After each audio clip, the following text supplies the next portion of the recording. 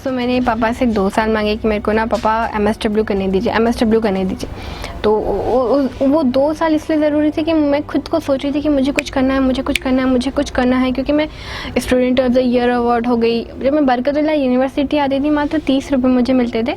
और रंग महल, यदि आप भोपाल को आपने देखा होगा कभी, तो मैं आपको बता दूँ, रंग महल से बरकतुल्लाह यूनिवर्सिटी पहुँचने में 2 घंटे मुझे लगते थे पैदल चल के जाने में, और 2 घंटे आने में लगते थे, और मैं पैदल दूर पागलों की तरह जाती थी।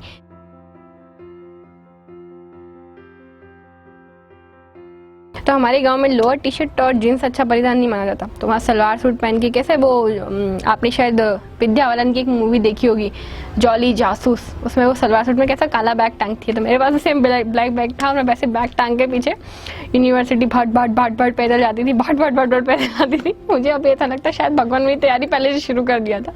तो वो सीन था।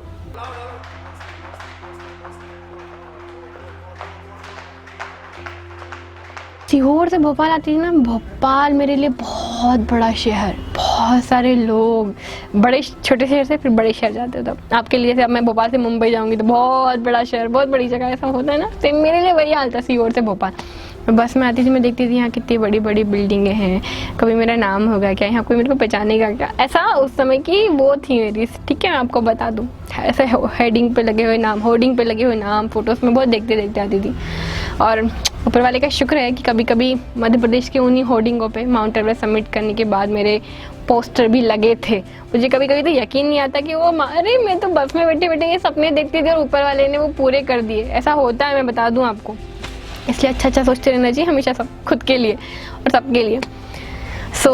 मैं वहाँ करते करते ये था कुछ करना है। तभी मैंने अखबार में पढ़ा मध्य प्रदेश के 2 लड़कों ने माउंट एवरेस्ट सबमिट किया। तो मुझे क्लिक हुआ कि मध्य प्रदेश के 2 लड़कों ने माउंट एवरेस्ट सबमिट किया, लड़की ने नहीं किया, बछेंद्री पाल मैम ने 32 साल पहले किया। मध्य प्रदेश में किसी भी नारी शक्ति, मतलब आज तक कोई भी नारी शक्ति माउंट एवरेस्ट टॉप तक नहीं गई, तो हमारी नारी शक्ति मैं क्यों नहीं हो सकती है? मेरे भी तो 2 हाथ पैर है, मेरे भी तो सब कुछ है, क्या नहीं है मेरे अंदर? जो आप ये सोचने लगते जाते हो ना, समझ लो आप दुनिया के 30 मार खाओ, मतलब कुछ भी कर सकते हो। खुद के ऊपर कॉन्फिडेंस आना सबसे ज़्यादा ज़रूरी है। वो कॉन्फिडेंस मेरा मालदीव में आ ही गया था कि मैं कुछ कर सकती हूँ, ऐसा नहीं है कि मैं दूसरों से अलग हुई या कुछ नहीं कर सकती। फिर अब बात आती है माउंटेनियरिंग की कोर्स की। तो मैं आपको बता दूं कि इतना इजी लगता है ना कि माउंट एवरेस्ट हम चढ़ जाएंगे, बहुत खतरनाक होता है। रियल क्या कहते हैं आपकी भाषा में, रियल लाइफ में और रियल लाइफ में ज़मीन आसमान का अंतर आता, सेम वैसा ही है। कोर्स करने में हालत टाइट हो जाती है। तो माउंटेनियरिंग की कोर्स करने के लिए भारत में 5 इंस्टीट्यूट है, मैं आपको बता दूं, और वहाँ बहुत मुश्किल से सीट मिलती है। सबसे पहले है नीम इंस्टीट्यूट जो उत्तरकाशी में है, HMI जो दार्जिलिंग में है, AVMAS जो मनाली है जहाँ से मैंने कोर्स किया, जिम इंस्टीट्यूट जो जम्मू कश्मीर में है, और एक है जो अरुणाचल प्रदेश में है।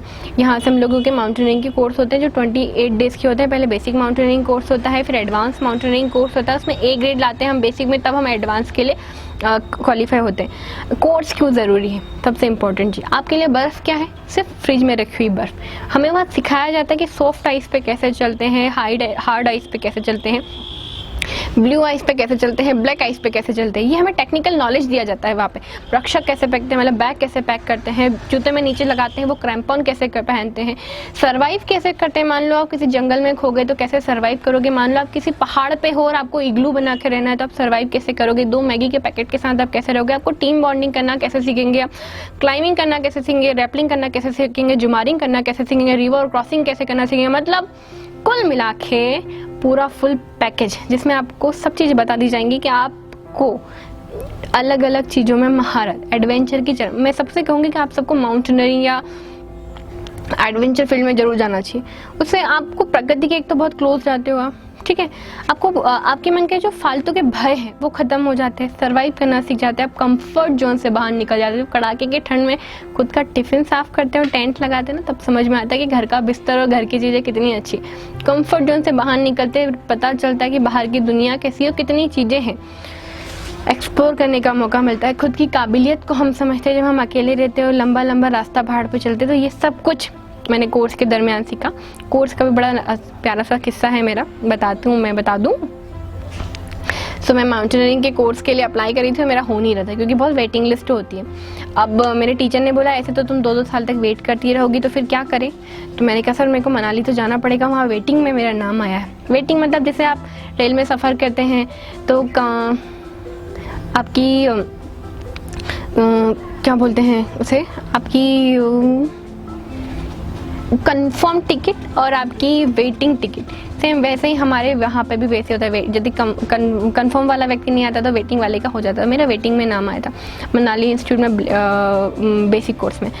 तो मैंने ये डिसाइड किया कि ऐसे तो मैं घर बैठी रहूँगी, कुछ होगा नहीं। मेरे टीचर ने मुझे कहा तुम जाओ बेटा। मेरे टीचर का नाम है श्री जला चतुर्वेदी सर, जो मेरे गुरु हैं, जो मेरे पिता हैं। सब कुछ रोल उन्होंने अदा किया। जो आज मैं हूँ वो अधिकतर उनके पीछे हूँ। और मैं आपको बता दूँ, सफलता कभी किसी एक की नहीं होती है, मेरे पीछे भी बहुत लोगों का हाथ है। जैसे मैं अभी आपको एक गुरु का नाम मैंने आपको बताया, ऐसे बहुत सारे लोग होते हैं जिनके छोटा छोटा योगदान मेरे पीछे, आपके पीछे, सबके पीछे होता है और हमेशा उनका शुक्रिया अदा करना चाहिए। मैं तो हमेशा करती हूँ कि मेरी सक्सेस मेरी अकेले की नहीं है, मेरे पीछे मेरे बहुत सारे गुरुजनों ने, माता पिता और आप सब लोगों ने भी बहुत सारी दुआ की है, सबका हाथ है इसमें।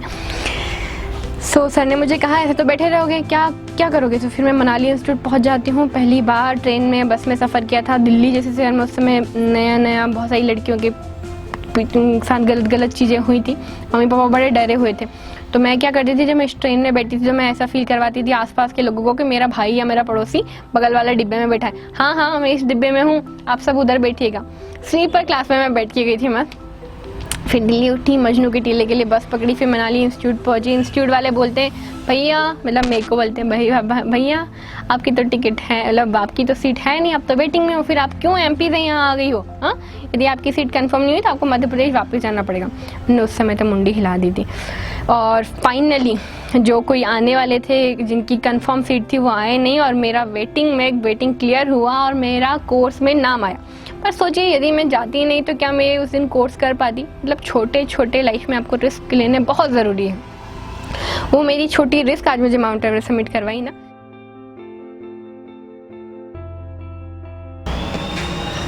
हेलो, हाय, वेलकम। बड़े दिनों बाद आप आए। तो सबसे पहले मैं इंट्रो करवा देती हूँ। घर में आप इंटर ही हो रहे हो तो मेरे सपनों के आशियाने का, तो सपने सबसे इम्पॉर्टेंट होते हैं ना। तो यहाँ जो जगह है वो है मेरी अचीवमेंट के बाद की जगह, जो मुझे ढेर सारी ट्रॉफीज़ मिली थी। ये मेरे माउंट एवरेस्ट का सर्टिफिकेट है जिससे मैंने बड़ी मुश्किल से मतलब मुझे मिला है। सो ये मेरा माउंट एल्ब्रूस का सर्टिफिकेट है जो मैंने यूरोप का हाईएस्ट माउंटेन क्लाइंब किया था वो। ये मेरा किलीमंजारो का सर्टिफिकेट है जब मैंने माउंट किलीमंजारो क्लाइंब किया था।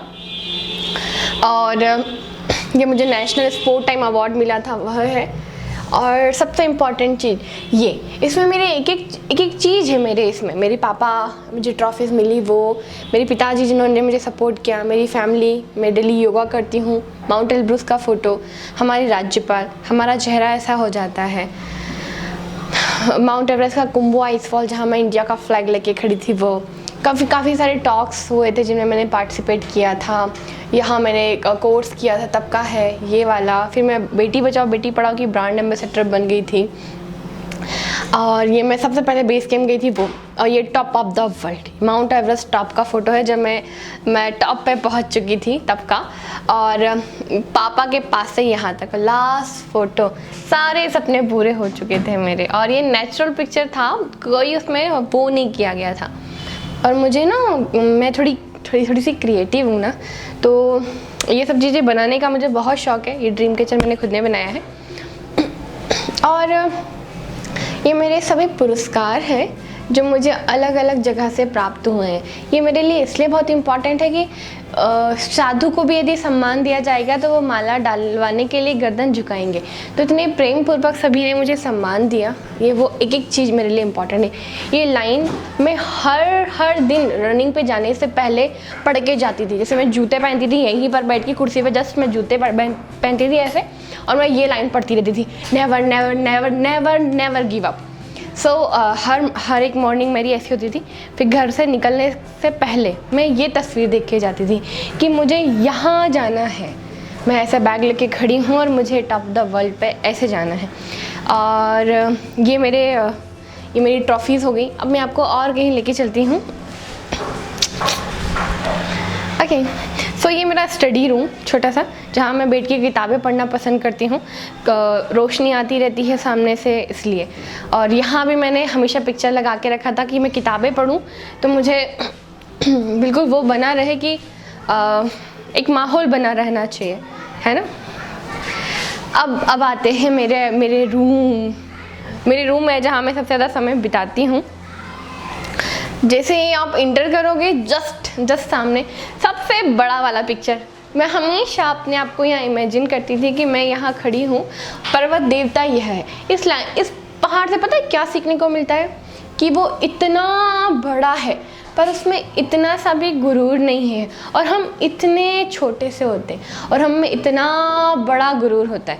सो उस चीज़ को मैं हमेशा अपने अंदर से इस पिक्चर की वजह से हटा के रखती थी। और यहाँ ये मैंने छोटा सा अपना कॉर्नर बनाया था, मैं आपको दिखाना चाहूँगी। एक चीज़ मेरे लिए बहुत कीमती है, कुछ बच्चों ने मुझे उपहार दिया था पेंटिंग्स बना के। वो ये फ्लैग्स मैं हमेशा लगाती हूँ जिससे मुझे बहुत पॉजिटिव एनर्जी आती है। ये माउंट एवरेस्ट है, ये माउंट केटू है, ये माउंट मनसलु है, माउंट कंचनजंगा और माउंट छोयू। लो से ये दुनिया के वो माउंटेन्स हैं जो 8000 से अबव वाले माउंटेन्स हैं। अब आते हैं ये हमारे सभी के लिए गीता बहुत महत्व रखाती है। तो जब भी मैं हमेशा ये पढ़ती थी, कर्मण्ये निवाधिकारस्ते मा फलेषु कदाचन, ये मंत्र, ये श्लोक, गीता के श्लोक हमारे जीवन को बहुत तरीके से बदल देते हैं। गीता एक तरह से पूरा प्रैक्टिकली ही पूरा हमारे हम लोगों के जीवन में उतरा हुआ होता है। अब बारी आती है सबसे इम्पॉर्टेंट चीज़ की। मुझे हमेशा ये होता था कि मुझे पूरे टाइम मेरा टारगेट दिखता रहना चाहिए। तो हम यदि जाते हैं, बेस कैंप का रास्ता ये होता है, ये माउंट एवरेस्ट का एक नक्शा होता है ना, मानचित्र वैसा है। यहाँ से हम जाते हैं, ये बेस कैंप हो गया। ये कुंभू आइस फॉल होता है जो सबसे टफ होता है, सबसे ज़्यादा डेथ होती है। कैंप 1 पहुँचते हैं, फिर डाउन आते हैं, फिर कैंप 1 के बाद कैंप 2 टफ वाला रास्ता। कैंप 1 के यहाँ सबसे ज़्यादा डेथ होने के चांसेस होते हैं क्योंकि जगह जगह से एवलांच आते रहते हैं। कैंप 3 मतलब 70 डिग्री का ग्रेडियंट, जहाँ आपको बिल्कुल सीधा चलना पड़ता है और यहाँ से ऑक्सीजन बिल्कुल ख़त्म हो चुकी होती है।